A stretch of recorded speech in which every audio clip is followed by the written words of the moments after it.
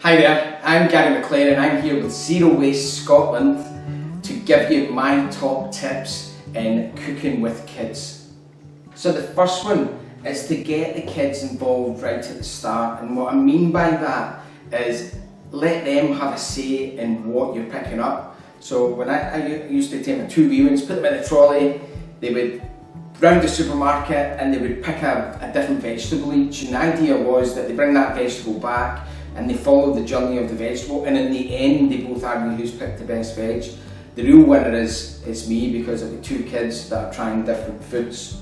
What you want to do is get them as much different experience with food as possible, and some of the food they'll love, some of the food they'll hate, but let them try it, and if they're cooking with it and working with it, the chances are they're going to enjoy it at the end. Get them, when cooking, to do little jobs, but lots of different jobs that you can, because the chances are they might get bored halfway through. So if you've got them picking spinach, or got them, shredding or rolling or balling, stuff like that, if they do 5 or 6 when you need 22, it's fine. Just let them move on to the next task. They'll pick up a lot more skills that way as well. Base the tasks on the ability of the kid. Don't worry about age, because some kids are really natural. Some kids, from day one can do stuff really, really well when it comes to food, and other kids need to learn it.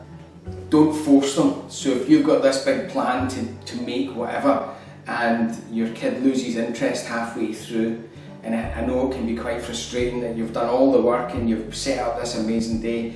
If they don't want to do it, don't force it, because it ends up being a chore for them, and that chore will be a chore for them for the rest of their life. So if they want to walk away, or they want to dip in and out between that and playing football or whatever it is they're doing, let them do it, let them dip in and out.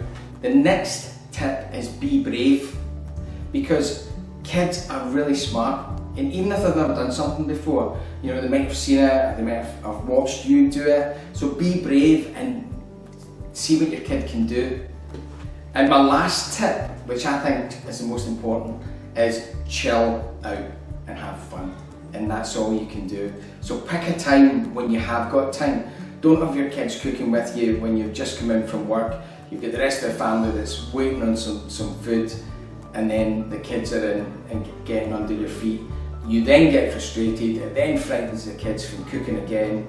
So chill out, pick the right times to be doing it, and fundamentally have some fun with it.